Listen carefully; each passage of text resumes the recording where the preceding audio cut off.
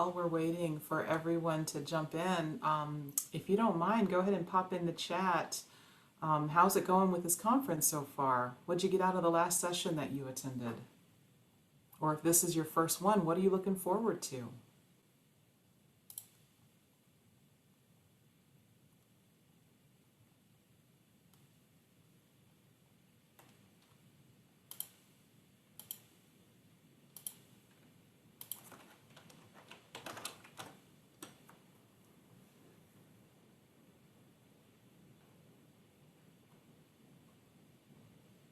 Okay, Sarah, no worries at all.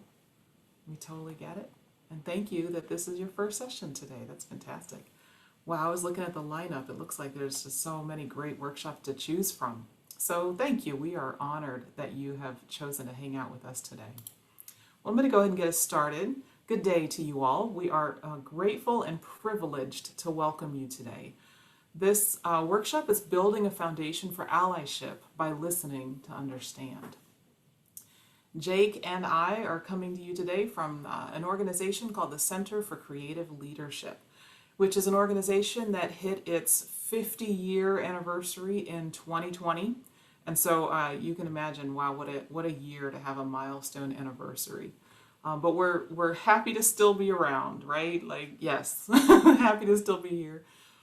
If you're not real familiar with CCL, we are a global nonprofit organization. We are based in Greensboro, North Carolina, and we have offices all around the world. Our mission is to transform leaders around the world, and we have a whole heck of a lot of fun doing just that. We are, you can see it on our website now, we're home to the world's longest running leadership development program. So we're very proud to work for the organization that we work for. And you may have worked with some of our content before. We've got a lot of research out there. A lot of organizations, use products like our DAC model, our SBI model. We have just all kinds of stuff out there. It's been out there for a very long time. And so anyway, welcome. We are happy to be here today. Let's talk through what we're going to cover today. So as you know, this is a foundation for allyship, listening to understand. And so this is what we're going to cover.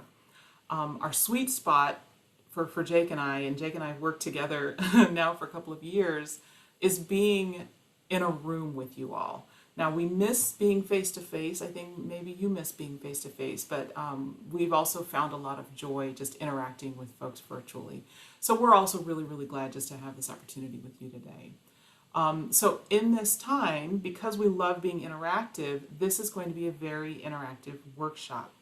So if you're ready to get started, I think we're ready. So let's look at the agenda. So we're going to talk today about what an ally is.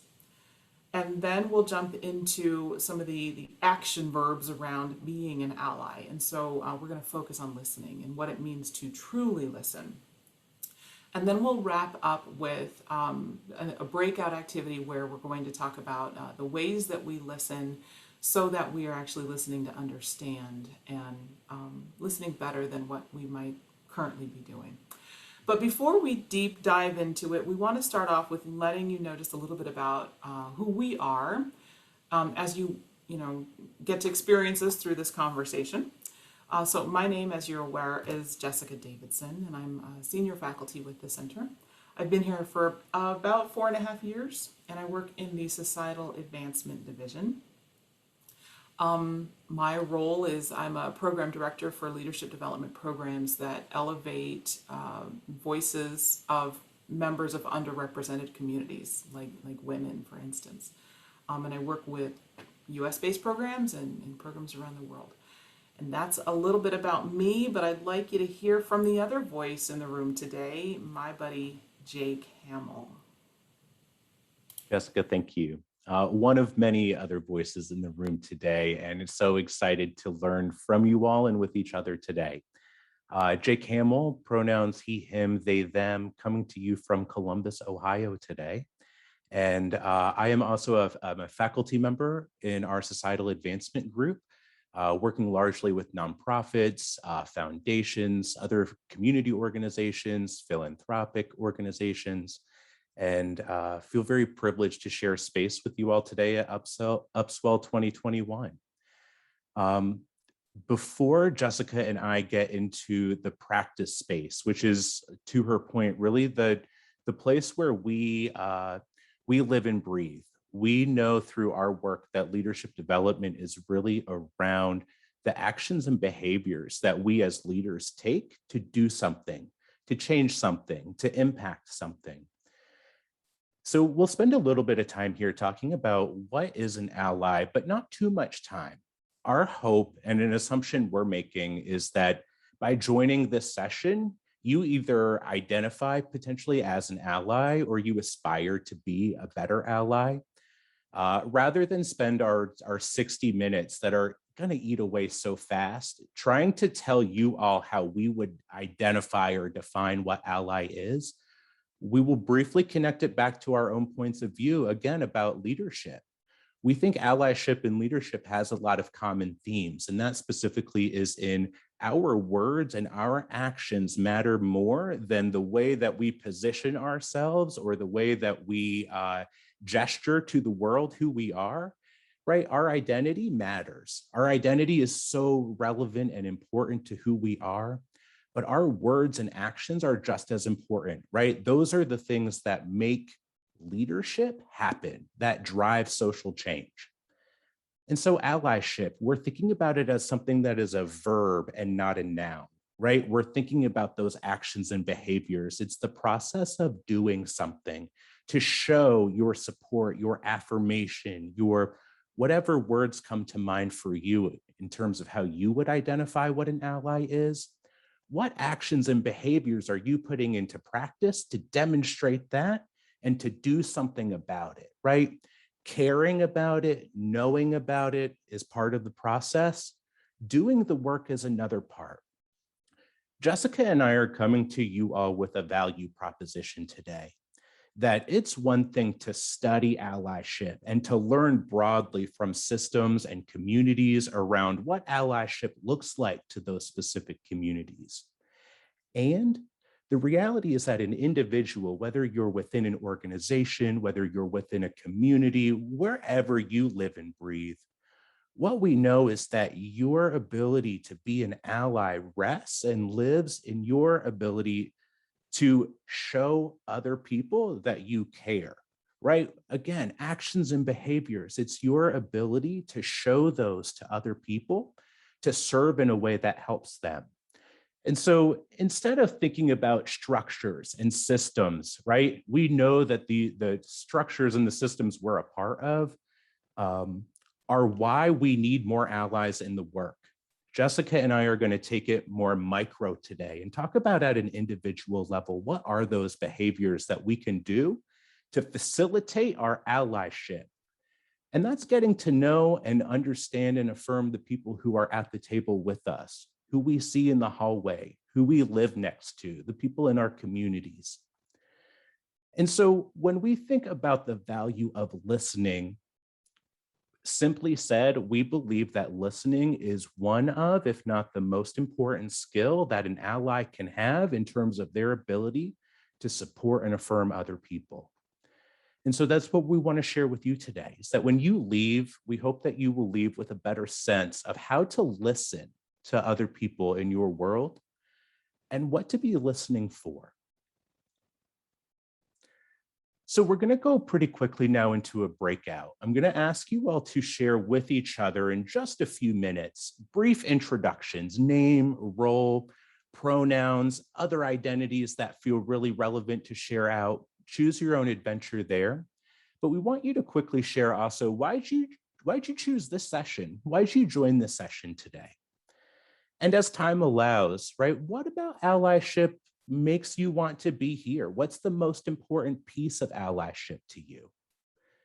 So we'll have just enough time to be dangerous. I'd love to make sure everybody gets a chance to share. And so if you could help us manage time in those breakouts, we'll come back and we'll move forward. But we want to put faces and names together and give you all a chance to be with each other.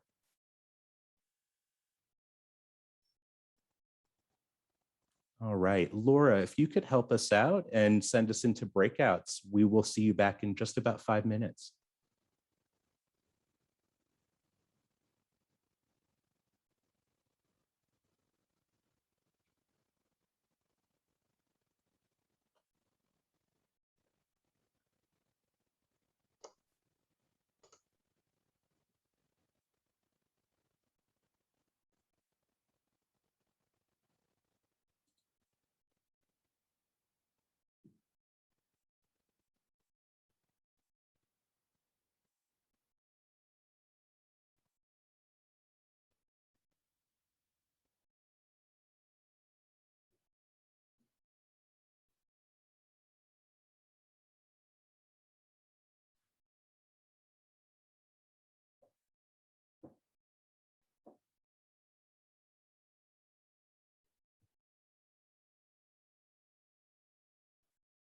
I know we have a few Upswell staff members with us. Others, were you all invited to a breakout?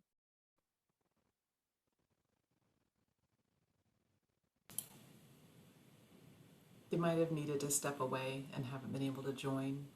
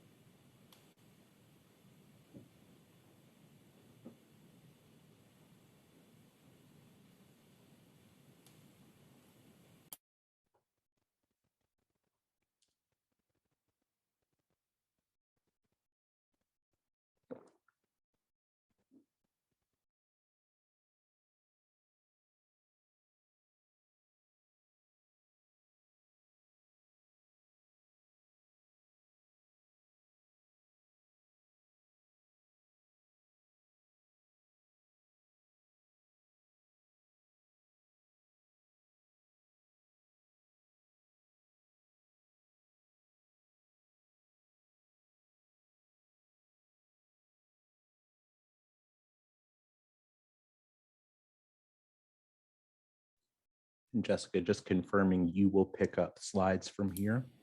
Mm-hmm. Wonderful.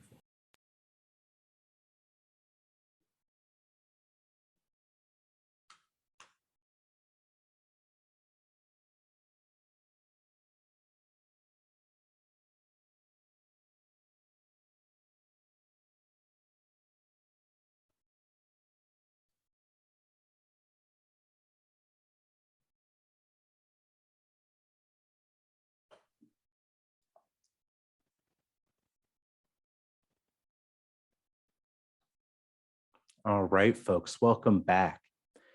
Hope that conversation was enjoyable. Maybe got a little bit of something out of it. We want to invite you, though, to spend just a moment to reflect. Not going to ask you to share out, but before we move forward, would love for you all to spend just a moment reflecting on two questions. What did you hear from other people during that conversation? The second question, how did you choose to listen to the other people in your room?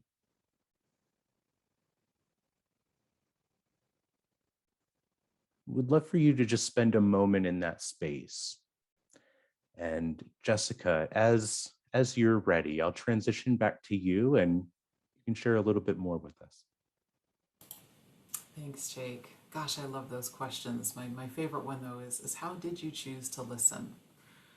How intentional do we tend to be when we're going into a conversation with someone? So I'm going to ask you to stay in your imagination for just a second. Imagine for a moment that someone that you admire turned out to be a really bad listener. How does that affect your opinion about them? How does that affect your aspirations about that relationship? How does that affect the productivity of that relationship? How well do you think they can be an ally for you if they're not a great listener? Conversely, now imagine that person is a great listener. What's the difference in that relationship? How much more effective might that person be as an ally for you? One of the key roles of an ally is that of an amplifier. And if they can't hear you or don't hear you, if there's static in that connection, they can't necessarily adequately or accurately amplify your voice. And that's like the job, right? So now you kind of understand that listening is an incredibly important, critical role of an ally. And that's what we're going to kind of walk through now. So I'm going to share my screen so you can see my beautiful slides again, because I want to show you kind of what it normally looks like when we listen. And this is just kind of fun. So just bear with me here as we go through this. All right, so there's this scale, and there are different phases of listening that we tend to make it to. But some of us don't make it all the way to the top. A lot of us kind of stay central in the bottom. And so let me kind of tell you what I'm talking about. Listening begins here, stage one, where the person you're talking to or listening to, they've been talking, but you haven't heard a single word. Kind of like what my kids do most of the time. Maybe like what some of you are doing right now. No judgment, just putting it out there that, hey, by the way, maybe you're just kind of hearing wah, wah, wah, wah, wah. And it's, that's stage one of listening, that you are aware that there's some talking happening.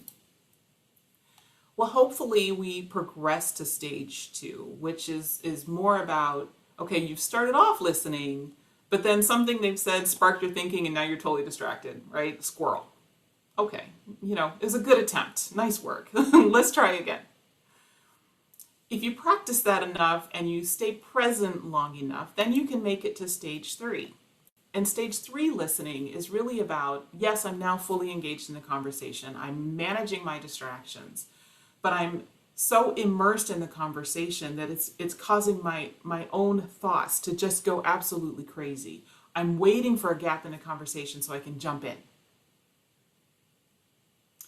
I don't know about you, but I go back and forth between stage two and stage three for most of the day, most days. It really takes some effort a lot of times for me to stay focused and get to stage four. Well, here's stage four. Now you're listening, and you're listening to everything, and you're totally interested, and you're no longer waiting for that gap so you can say something. But you're listening through the filter of what they're saying, what it means to you in your world. Okay, so everything that's coming through is coming through your own lens. A lot of us get to stage four and that's pretty much it. What we're asking is that we practice jumping into stage five listening, which is now you're listening, but you're no longer applying your filter. Now you're listening to them and imagining life from their world, from their lens. And that's the role of an ally. Get to that stage five listening as quickly and as often as you can when you're amplifying someone else's voice so that you can actually do that job really, really well. So, how do we get closer to stage five more often? I'm so glad you asked. Ready for the model? Let's go through the model. What do we listen for? When we're doing listening to understand, when we're getting to that stage five listening, we're listening for three things. The first one is facts. What did they actually say? This causes you to focus on the words, focus on what you're hearing. A lot of times we take notes so we can write down what someone is saying. Facts. We also listen for feelings. How do we listen for feelings? I wish we were all like present and in a room together, because your hands would be going up and you'd be telling me things like facial expressions. Yes, you would be absolutely correct. Tone, inflection, speed, and pace in how they talk. You can tell when a person is putting emotion into what they're saying because their body tells you that they're excited about it or that they're not so happy about what they're going to say. Listening for feelings is complex and also one of the most effective ways to listen to understand. It's what's going on behind the words. And the third one is similar. The third one is about listening for values. Listening for values seems a little bit difficult, and sometimes it is. And if it's not something you're used to doing, then it takes practice. What it boils down to when we're listening to values is truly just, what does this person care about? What's important to them? How do we know when something is important to somebody? Often, it's the way they emphasize it in the conversation, or it's how they repeat the thing over and over again. You can tell what's important. Listening for values takes a lot of presence in the conversation. And so right now we're going to give you an opportunity to go back into the small group that you were just now in. Who's excited? Who's excited? I'm excited. I'm excited to hear about how it goes. And we're going to put you in an activity where you get to practice all three of these things. So here's our breakout activity. We're going to go in there for about 20 minutes. And you're going to have an opportunity to each of you play a role here. Now the breakout groups are somewhere between 3 and 4 people. So let's just do, ideally, if you have 4 people in your group, these are the roles. The first thing to do when you get into your breakout is to decide who's going first. Easy enough. So volunteer, somebody say, I'll go first. As the speaker, as person A in that role, we just want you to basically talk about something you're passionate about. You've got to give people something to listen to. So we want you to have something that evokes some kind of emotion in you. So maybe it's chocolate, maybe it's social justice, maybe it's skydiving, maybe it's your dog, right? It can be anything you want. Just make it something that you're passionate about that will get people to lean in and listen. If you are person B in the first round, you are listening for facts. So again, it's just listen to the words they're saying. Okay, what are they actually saying? Person C, you're listening for feelings. You're just going to focus on what are the feelings that are coming across as they describe this thing that they're passionate about. And person D, you are listening for values. So listen for what's important to them. Okay, remember in their world, what feels like it's coming across as important. When we're talking about values that people don't always say, and here's what's most important, we wish they would, but you're going to have to do some of the guesswork behind that. And when you're done, rotate roles, and hopefully we'll have enough time where all of you will be able to, have that speaker role. So everybody, share the space. So like Jake said earlier in the early breakout, please manage the time, manage the real estate, give everyone about 5 minutes, and rotate through. If you have any challenges while you're in there, or you don't remember the instructions, by all means, send somebody back to the main plenary space. We'll give you some instruction and let you go back in. All right, I'm going to stop sharing my screen for a second so I can look at all of your faces and ask, does anyone have any questions before we send you into breakouts? And feel free to use the chat as well. I just want to make sure everyone has a chance if you have any questions. All right, you ready to go? I'm ready for you to go. So let's go 20 minutes. We'll go into the breakouts. We'll pull you back here in a little while. Have fun.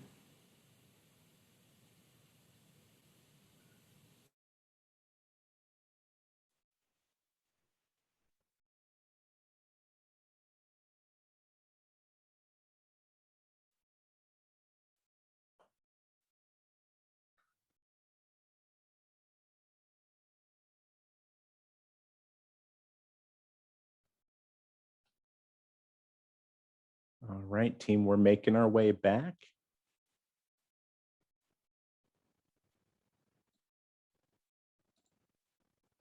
We'll give the groups just another minute or so.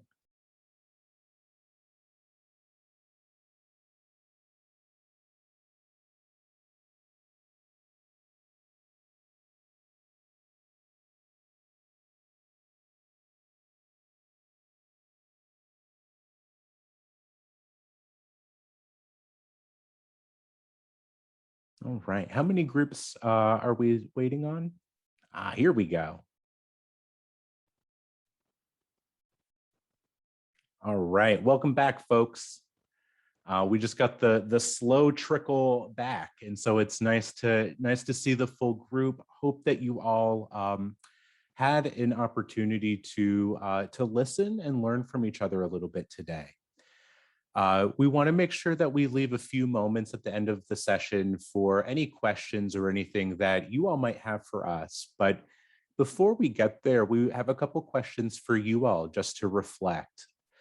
If we could go ahead and trigger our polls, please. We're going to ask you all to participate in 2 polls here.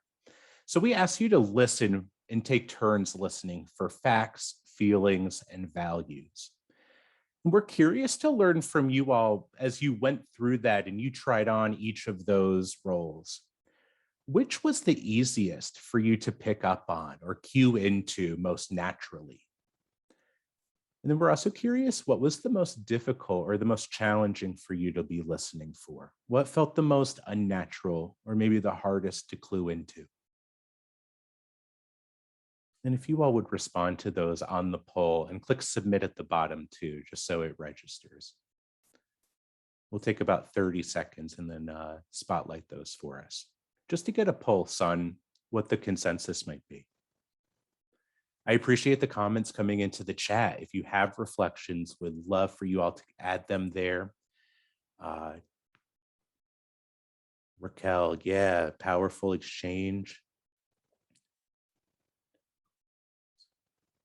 Yeah, Christina, talking about, right, like it's hard to listen for all three at the same time. So in practice, right, we're able to focus in on one or the other. In real life, IRL, right, we have to do what we call reading between the lines, which is that we're listening for facts, feelings, values, assumptions, identities, all these other things that are part of it, right? How do we do all of that is, well, if you all might know better than me, because I haven't solved how to do all of that perfectly, but it's about knowing when to really, when we know when to clue in and what we want to clue into, right? Knowing when to double down on listening for values, etc. Yeah, and Bernardo, I hear that it might be difficult to just choose one, that each have some easier hardship to them. Could we show the results of the poll? I know I'm not getting access to those quite yet. Would love to just get a pulse from the room as a whole.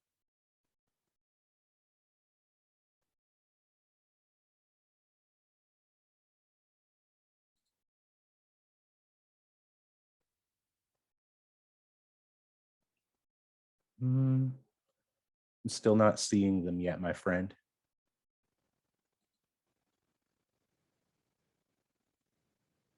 Jamie, I like your comment a lot, right? That coming from a feelings background or profession, right? If you went to college to become a therapist, for example, right? Maybe cluing into feelings might come more naturally, or you might clue into that more easily because of that, right, experience that we have. It's well said. I'm curious about these poll results. I think the suspense is going to linger maybe a little bit longer, but let's go ahead and take some questions if we could as we wait for those to magically appear. What questions do you all have, or what might be helpful for you to just share or reflect with the group?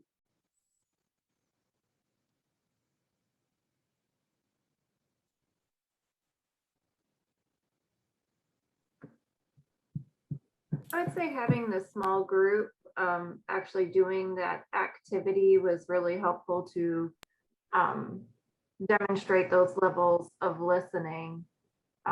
It was a great way to truly understand what was being said in that slide. Jamie, thank you. Bernardo, I see your hand up. Thank you. Yeah, thanks. I love how you unpack the different types of understanding, right? Because just saying understanding is not enough. So that was really almost visceral experience. So thank you.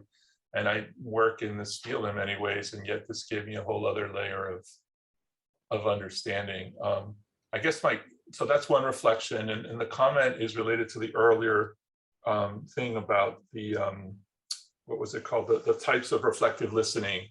And that the highest level was, that kind of listening to understand from the other person's perspective, right? To not put one's own on it. And that's clearly hard to do. But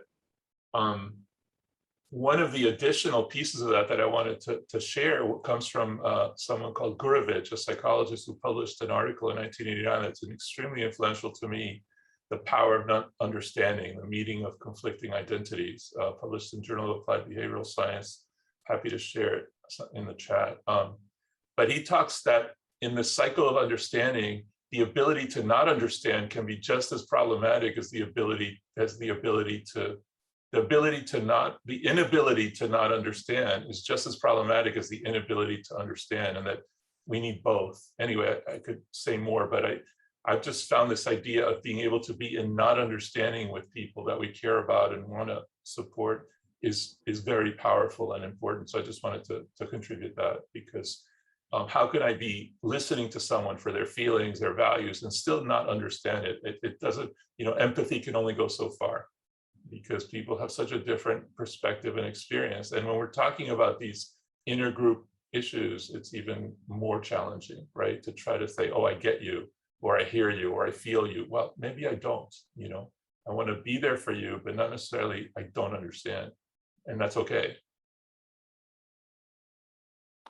Bernardo, thank you. I'm seeing some snaps and some affirmation and head nods going around here. I think that's very powerful. And seeing a request, I also would love access to that source. If you could share that with us, I think that'd be very helpful. Sure.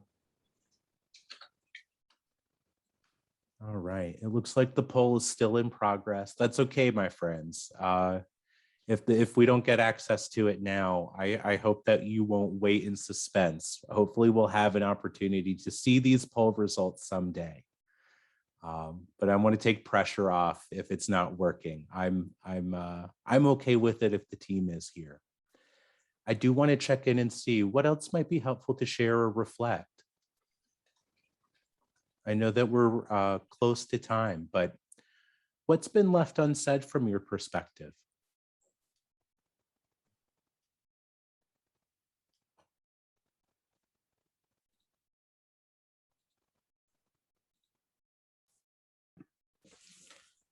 One of the things that came up in our group was really thinking about how feelings and facts kind of intertwine together. And sometimes it's hard to pick up one or the other, especially when we're talking about something we're passionate about, right? So it's hard to make that differentiation. Mm-hmm. Thank you for that. Nancy, I think you had a comment. Yes, thanks. I know this came up for me, and our group talked about it a little bit, but it was really interesting to have a discussion after the story and to hear the feelings and the facts and the values of what you just said come back at you, and to learn kind of about yourself through other people. I think I discovered that there were values in there that I hadn't even realized that I was communicating until they were given back to me. Nancy, thank you. That's a powerful testament, right?